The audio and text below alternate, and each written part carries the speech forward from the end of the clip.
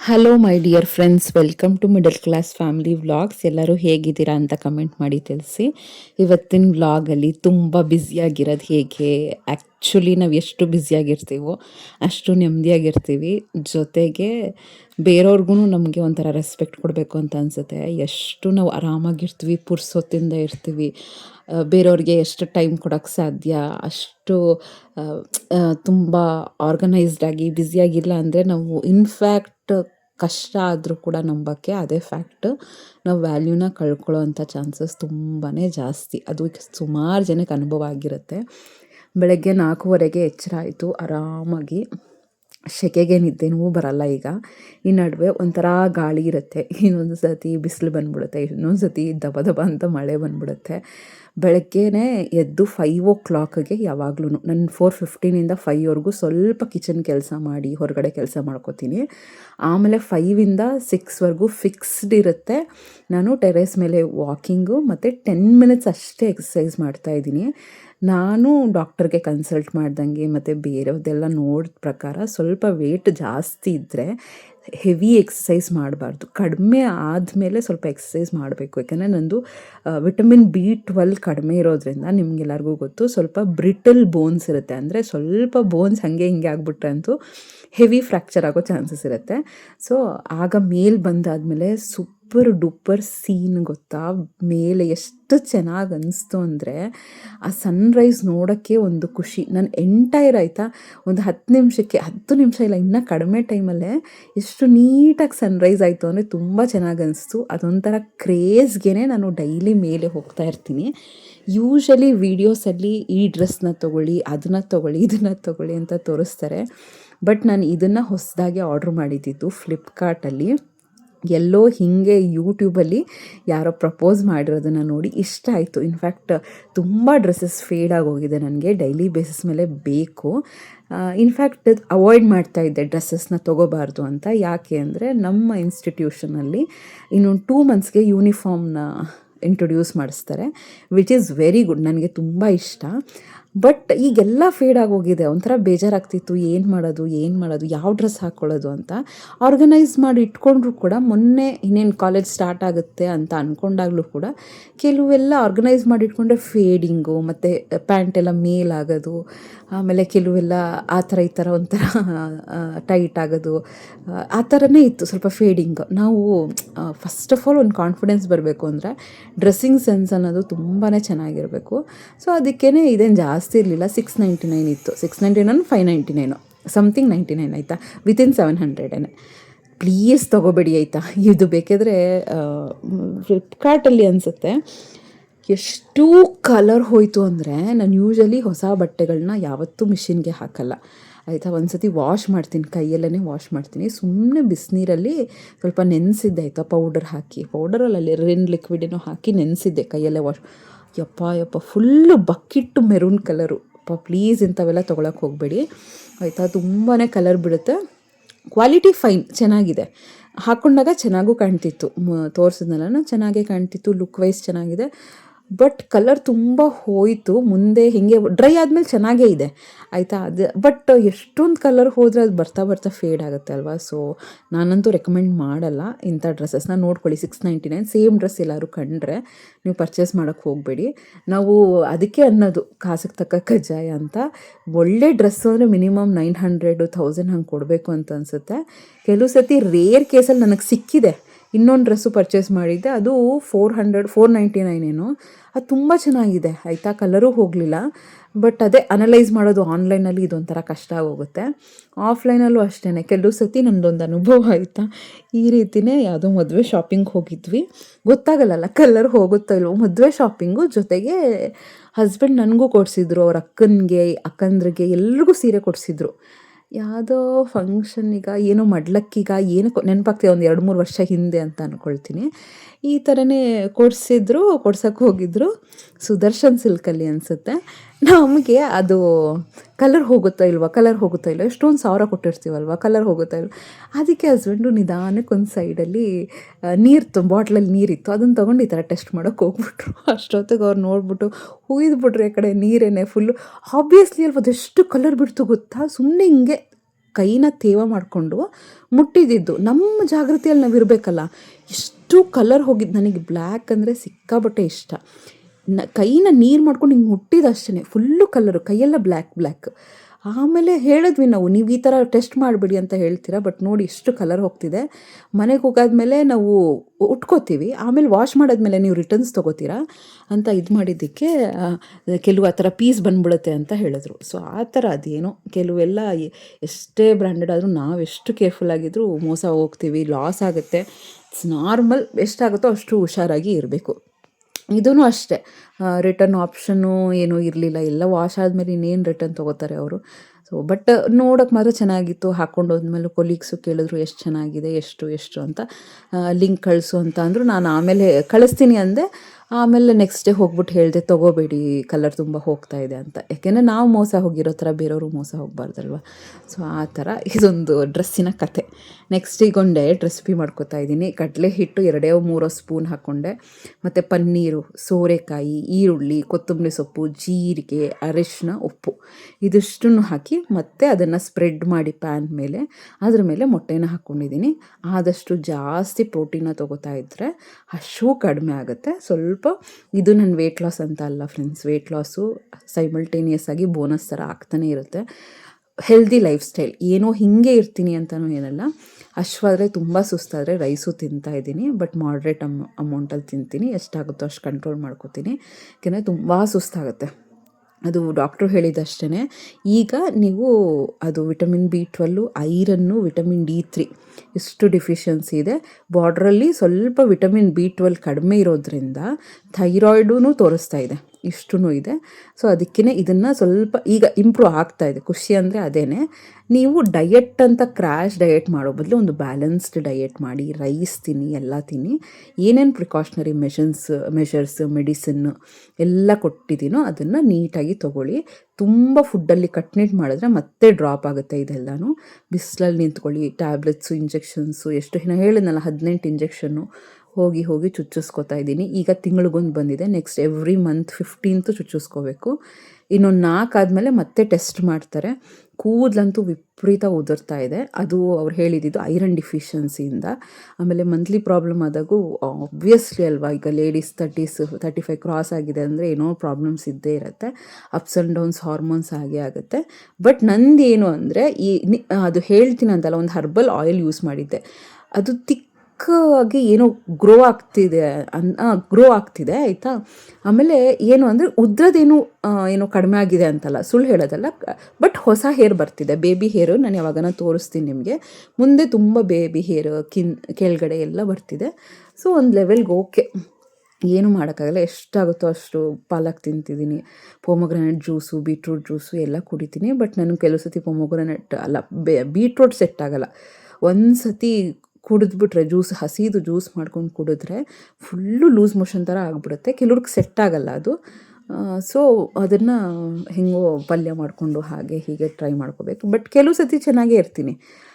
ಬೆಟ್ಟದಲ್ಲಿ ಕೈ ಸ್ವಲ್ಪನೇ ಬೀಟ್ರೋಟ್ ಹಾಕಿ ಮಾಡಿಕೊಂಡ್ರೆ ಚೆನ್ನಾಗೇ ಇರುತ್ತೆ. ಬಟ್ ಏನಾದರೂ ಒಂದು ಅರ್ಧ ಭಾಗ ಹಾಕ್ಕೊಂಬಿಟ್ಟಿರ್ತೀನಿ ಅಂದರೆ ಒಂಥರ ಹೀಟ್ ಆಗುತ್ತೆ. ಇಡೀ ದಿನ ಆಗುತ್ತೆ ಲೂಸ್ ಮೋಷನ್ ಅಂತಲ್ಲ, ಒಂದು ಸತಿಗೆ ಫುಲ್ಲು ಹೊಟ್ಟೋಗುತ್ತೆ, ಹೊಟ್ಟೆ ಕ್ಲಿಯರ್ ಆಗಿಬಿಡುತ್ತೆ. ಅದು ಟೀಚಿಂಗ್ ಬೇರೆ ಮತ್ತು ಕ್ಲಾಸಸ್ಸು ಅದು ಇದು ಡಿಸ್ಟರ್ಬ್ ಆಗುತ್ತೆ ಅಂತ ನಾನು ಆದಷ್ಟು ಅವಾಯ್ಡ್ ಮಾಡ್ತೀನಿ. ಮನೇಲಿದ್ದಾಗ ಹೇಳ್ತಾರೆ ಅವರು ಡಾಕ್ಟ್ರು, ಬೀಟ್ರೂಟ್ ಜ್ಯೂಸ್ ಕುಡೀರಿ ಹಾಗೆ ಹೀಗೆ ಅಂತ. ಸೊ ಇವತ್ತಿನ ವ್ಲಾಗಲ್ಲಿ ಇದಿಷ್ಟು ಕತೆ ಆಯಿತು.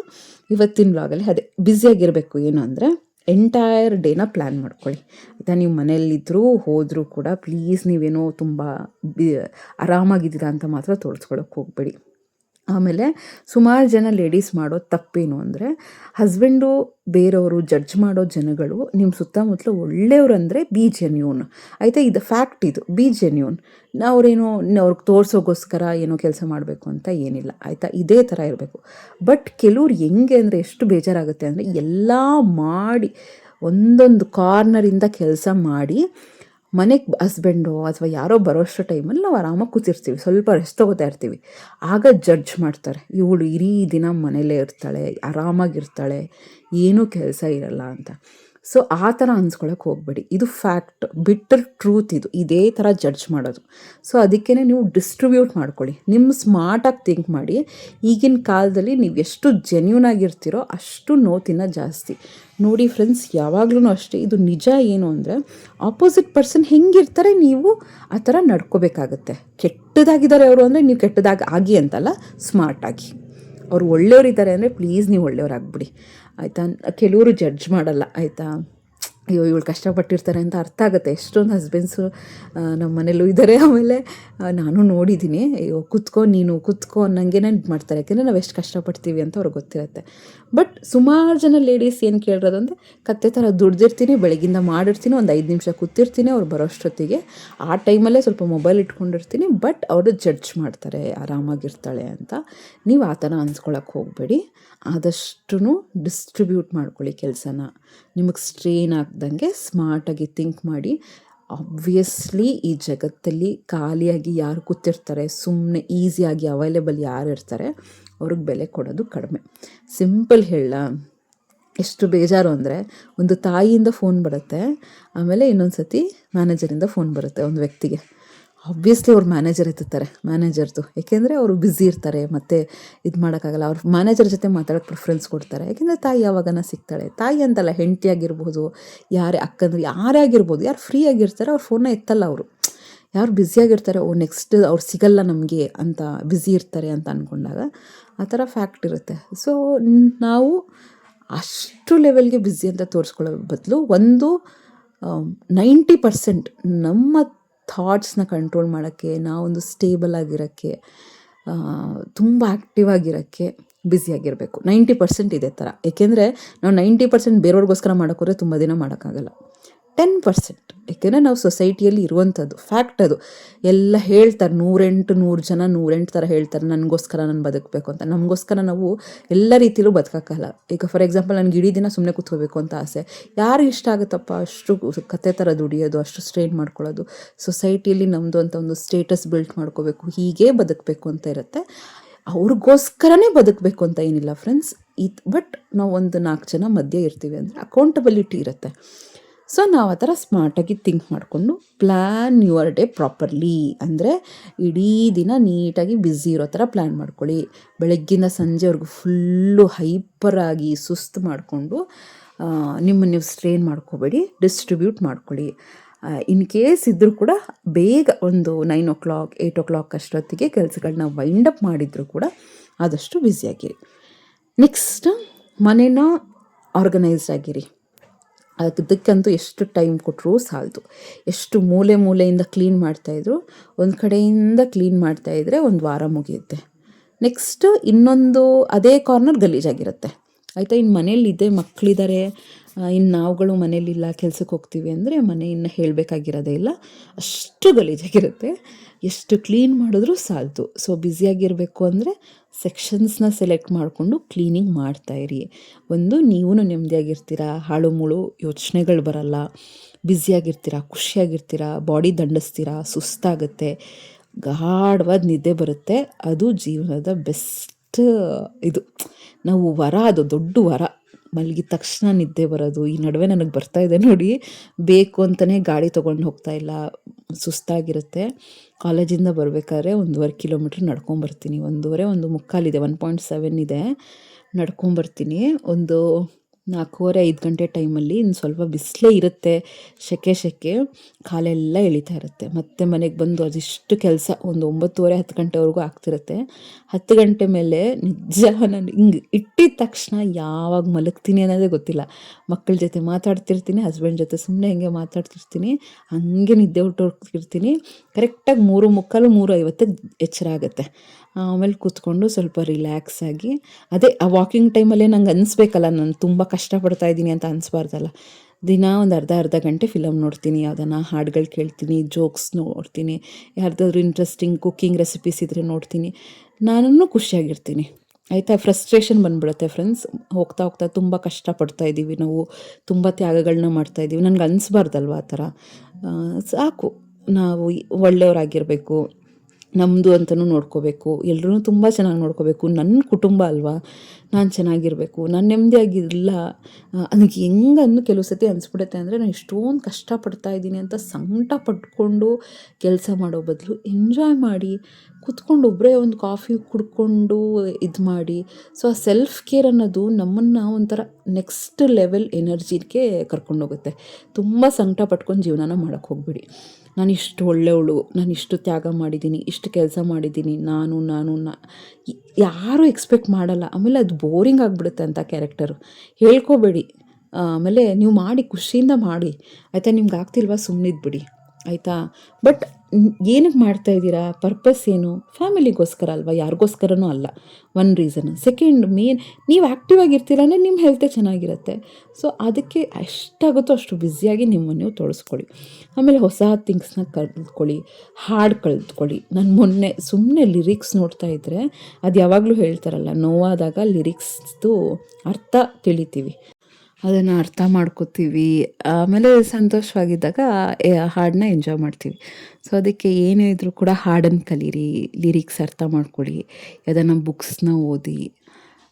ಬುಕ್ಸ್ ಕೊಂಡ್ಕೋಬೇಕು ಅಂತ ಏನಿಲ್ಲ, ಮೋಟಿವೇಶ್ನಲ್ ಆ್ಯಪ್ಸ್ ಎಷ್ಟೊಂದು ಬರುತ್ತೆ. ಲೈಫ್ ಲೆಸನ್ ಆ್ಯಪ್ ಅಂತ ಕೊಡಿ, ಡೈಲಿ ಮೋಟಿವೇಶನ್ ಆ್ಯಪ್ ಅಂತ ಕೊಡಿ. ಆಮೇಲೆ ಆನ್ಲೈನಲ್ಲಿ ಎಷ್ಟೊಂದು ಸಿಗುತ್ತೆ. ಸುಮ್ಮನೆ ಒಂದು 2 ಪೇಜ್ ಓದಿದ್ರೂ ಬ್ಯುಸಿಯಾಗಿರ್ತೀರ. ಕಂಪ್ಯೂಟರ್ದು ಏನಾದರೂ ಕಲೀರಿ, ಎಂಬ್ರಾಯ್ಡ್ರಿ ಏನಾದರೂ ಕಲೀರಿ, ಟೈಲರಿಂಗ್ ಕಲೀರಿ, ಕುಕ್ಕಿಂಗ್ ಕಲೀರಿ, ಮನೆ ಹೆಂಗೆ ನೀಟ್ ಮಾಡೋದು ಕಲೀರಿ. ಕಲಿತಾ ಹೋಗ್ತಾಯಿದ್ರೆ ತುಂಬ ಇರುತ್ತೆ. ಆಮೇಲೆ ಮಾತಾಡೋ ರೀತಿ ಕಲೀರಿ, ಟೋನ್ ಕಲೀರಿ, ಲ್ಯಾಂಗ್ವೇಜ್ ಕಲೀರಿ. ಕಲಿಬೇಕು ಅಂದರೆ 108 ಇರುತ್ತೆ. ನೀವು ಇನ್ನೂ ಎಷ್ಟು ವರ್ಷ ಸ್ವಲ್ಪ ವರ್ಷ ಆದಮೇಲೆ ಕೆರಿಯರ್ನ ಕಂಟಿನ್ಯೂ ಮಾಡ್ತೀರಾ ಅಂದರೆ ನಿಮ್ಮ ಕೆರಿಯರ್ ರಿಲೇಟೆಡ್ ಕಲೀರಿ.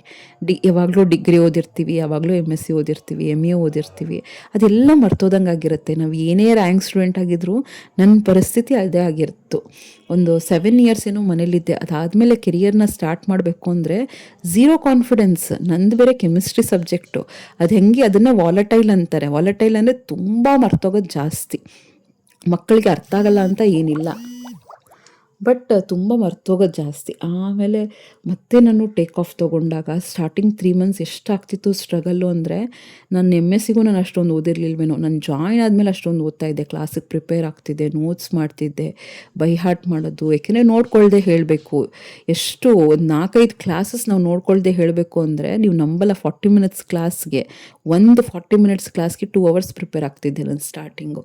ಈಗ ಹೋಗ್ತಾ ಹೋಗ್ತಾ ಹೋಗ್ತಾ 8-10 ವರ್ಷ ಎಕ್ಸ್ಪೀರಿಯನ್ಸ್ ಆದಮೇಲೆ ಈಗ ನೋಡಿ, ಯಾವ ಕ್ಲಾಸಿಗೆ ಸುಮ್ಮನೆ ಒಂದು ಪ್ಲ್ಯಾನ್ ಮಾಡ್ಕೋತೀವಿ, ಏನು ಟೀಚ್ ಮಾಡಬೇಕು. ಯಾಕೆಂದರೆ ಮಕ್ಕಳು ಚೇಂಜ್ ಆಗ್ತಿರ್ತಾರೆ, ಕಂಟೆಂಟ್ ಕೆಲವು ಸತಿ ಈಗ ಸಿಲೆಬಸ್ ಎಲ್ಲ ಸ್ವಲ್ಪ ಚೇಂಜ್ ಆಗಿದೆ, ಅದನ್ನು ಪ್ರಿಪೇರ್ ಆಗ್ತೀವಿ. ನಾನು ಮೊನ್ನೆ ಯಾವುದೋ ಒಂದು ಪೇರೆಂಟ್ ಬಂದಿದ್ದರು, ಅವ್ರು ಅದೇ ಹೇಳ್ತಿದ್ರು, ಎಷ್ಟು ಓದ್ತಿರಲ್ಲ ಮೇಡಮ್, ಎಷ್ಟು ಬರೀತಾನೆ ಇರ್ತೀರ, ಯಾವಾಗ ಬಂದರು ಅಂತಿದ್ರು. ನಾನು ಅದೇ ಹೇಳಿದೆ, teacher is life long student. ನಾವು ಕಲ್ತಿಲ್ಲ ಅಂದರೆ ಕಲ್ಸೋಕ್ಕಾಗಲ್ಲ. ನಮಗೆ ಅರ್ಜಿರಬೇಕು, ನಾನು ಅಪ್ಡೇಟ್ ಆಗ್ತಾನೇ ಇರಬೇಕು ಅಂತ. ಸ್ಟೂಡೆಂಟ್ಸ್ ಚೇಂಜ್ ಆಗ್ತಿರ್ತಾರೆ, ಅವ್ರ ಮೆಂಟಾಲಿಟಿ ಥರ ನಾವು ಟೀಚ್ ಮಾಡಬೇಕಾಗತ್ತೆ. ನ್ಯೂ ಥಿಂಗ್ಸ್ ಕಲಿತಾನೇ ಇರಿ, ಒಂಥರ ಖುಷಿಯಾಗುತ್ತೆ. ದಿನಕ್ಕೆ ಒಂದು 10 ಅಲ್ಲ 5 ಸೆಂಟೆನ್ಸಸ್ ಕಲೀರಿ. ಏನಾದರೂ ಹೊಸ ಲ್ಯಾಂಗ್ವೇಜಸ್ದು ಇಂಗ್ಲೀಷ್ ಕಲೀರಿ, ಮೀನಿಂಗ್ಸ್ ಕಲೀರಿ ಇಂಗ್ಲೀಷ್ದು. ಮಕ್ಕಳಿಗೆ ಹೇಳ್ಕೊಡಿ ಆ 5 ಮೀನಿಂಗ್ಸ್ನ. ಮತ್ತು ನಿಮಗೆ ಸ್ವಲ್ಪ ಇಂಗ್ಲೀಷ್ ಬರುತ್ತೆ ಅಂದರೆ ಆ 5 ವರ್ಡ್ಸ್ನ ಯೂಸ್ ಮಾಡ್ತಾಯಿರಿ.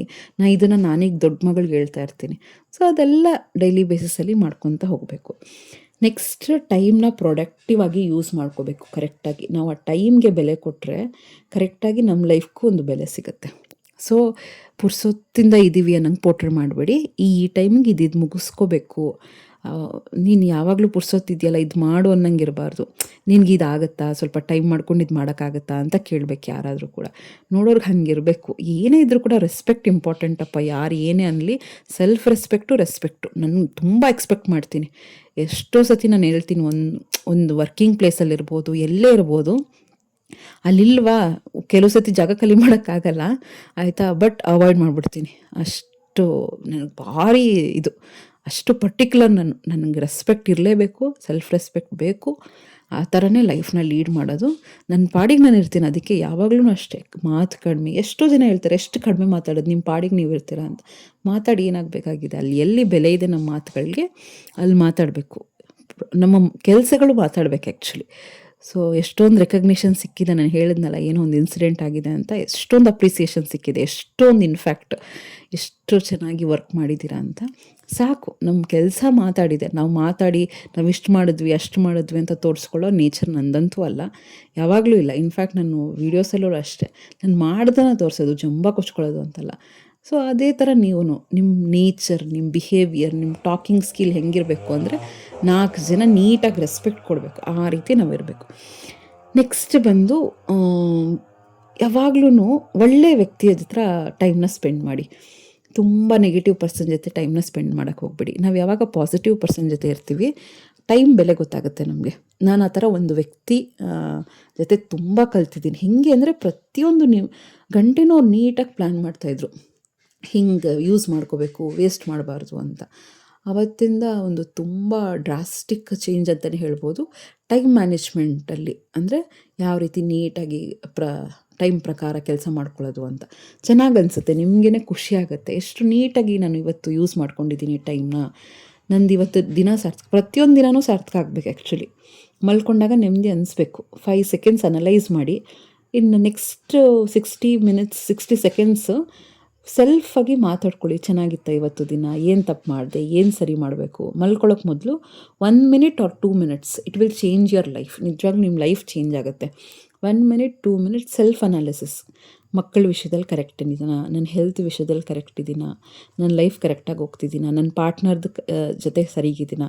ನಮ್ದು ಎಷ್ಟೋ ತಪ್ಪಿರುತ್ತೆ ಕೆಲವು ಸತಿ ನಾವು ನಡ್ಕೊಳ್ಳೋ ರೀತಿ ತಪ್ಪಿರುತ್ತೆ, ಮಕ್ಕಳ ಜೊತೆ ಟೈಮ್ ಸ್ಪೆಂಡ್ ಮಾಡಿರಲ್ಲ, ಎಷ್ಟೊಂದಿರುತ್ತೆ, ಎಲ್ಲ ಇರುತ್ತೆ. ಅದನ್ನೆಲ್ಲ ತಿದ್ಕೊತಾ ಹೋಗಬೇಕು. ತಪ್ಪನ್ನು ಮಾಡೋದೇ ಇಲ್ಲ ಅಂತಲ್ಲ, ಬಟ್ ನೀಟಾಗಿ ಅದನ್ನೆಲ್ಲ ತಿದ್ಕೊಂಡು ಹೋಗ್ತಾಯಿದ್ರೆ ನಾವು ಚೆನ್ನಾಗಿರ್ತೀವಿ, ಮನೇಲಿ ಎಲ್ಲ ಪೀಸ್ಫುಲ್ಲಾಗಿ ಇರುತ್ತೆ. ತುಂಬ ಸೆಲ್ಫ್ ಎಕ್ಸ್ಪೀರಿಯೆನ್ಸ್ ಇದು. ನಾವು ಕಾಮಾಗಿರಬೇಕು ಅನ್ನೋದಷ್ಟೇ ಅಲ್ಲ, ಹೆಂಡತಿ ಮನೇಲಿರೋ ಹೆಣ್ಮಕ್ಳು ಮಹಾಲಕ್ಷ್ಮಿ ಅಂತ, ಅದು ನಿಜಾನೇ. ಅದು ನಾವು ಚೆನ್ನಾಗಿದ್ರೆ ಮನೇಲಿ ಎಲ್ಲ ಕಾಮಾಗಿರುತ್ತೆ, ಚೆನ್ನಾಗಿರುತ್ತೆ, ಅಡುಗೆ ಚೆನ್ನಾಗಿರುತ್ತೆ, ಆರೋಗ್ಯ ಚೆನ್ನಾಗಿರುತ್ತೆ, ಪ್ರತಿಯೊಂದು ಚೆನ್ನಾಗಿರುತ್ತೆ. ಸೊ ಇವತ್ತಿಂದ ಟ್ರೈ ಮಾಡಿ. ಆದಷ್ಟು ಬ್ಯುಸಿಯಾಗಿರಿ, ಕುತ್ಕೊಳ್ಳೋಕೆ ಹೋಗಬೇಡಿ. ಕುತ್ಕೊಂಡ್ರೂ ಕೂಡ ಅನ್ನಿಸ್ಬೇಕು ಅವರಿಗೆ ಇಷ್ಟು ಕಷ್ಟಪಟ್ಟು ಇದು ಮಾಡಿದ್ದಾಳೆ ಅಂತ. ಖಾಲಿಯಾಗಿದ್ದಷ್ಟು ಬೆಲೆ ಇರಲ್ಲ ನಿಜವಾಗ್ಲೂ. ಅದು ಒಂಥರ ಇದು ನಿಮಗೆ ಅನಿಸುತ್ತೆ, ಅಯ್ಯೋ ಏನಿಷ್ಟು ಆರಾಮಾಗಿದ್ದೀನಿ, ಏನು ಪ್ರೊಡಕ್ಟಿವಿಟಿ ಇಲ್ವಲ್ಲ ಅಂತ ಅನಿಸ್ಬಾರ್ದು. ನಮಗೂ ಅನಿಸ್ಬಾರ್ದು, ಬೇರೆಯವ್ರಿಗೂ ಅನಿಸ್ಬಾರ್ದು, ತುಂಬ ಬ್ಯುಸಿಯಾಗಿ. ಸೊ ಹೋಪ್ ಈ ವಿಡಿಯೋ ಇಷ್ಟ ಆಗಿದೆ ಅಂದ್ಕೊಳ್ತೀನಿ. ನೆಕ್ಸ್ಟ್ ವಿಡಿಯೋದಲ್ಲಿ ಮಜ್ಜಿಗೆ ಹುಳಿ ಮಾಡಿದ್ದೆ, ಸೋರೆಕಾಯಿದು, ಯಾವ ರೀತಿ ಅಂತ ಹೇಳ್ಕೊಡ್ತೀನಿ. ಅರ್ಧಂಬರ್ಧ ತೋರಿಸಿದ್ದೀನಿ, ನೆಕ್ಸ್ಟ್ ವಿಡಿಯೋದಲ್ಲಿ ತೋರಿಸ್ತೀನಿ. ಮುಂದಿನ ಬ್ಲಾಗಲ್ಲೇ ಸಿಗ್ತೀನಿ. Thank you so much. ಈ ವಿಡಿಯೋ ಇಷ್ಟ ಆಗಿದ್ದರೆ ಬೇರೆ ವಿಡಿಯೋನೂ ಚೆಕ್ ಮಾಡಿ. ಇಷ್ಟ ಆದರೆ ಚಾನಲ್ನ ಸಬ್ಸ್ಕ್ರೈಬ್ ಮಾಡಿಕೊಂಡು ಲೈಕ್ ಮಾಡಿ, ಶೇರ್ ಮಾಡಿ, ಕಮೆಂಟ್ ಮಾಡಿ, ಮತ್ತು ಹೈ ಪಾಯಿಂಟ್ಸ್ ಕೊಡೋದನ್ನು ಮರಿಬೇಡಿ.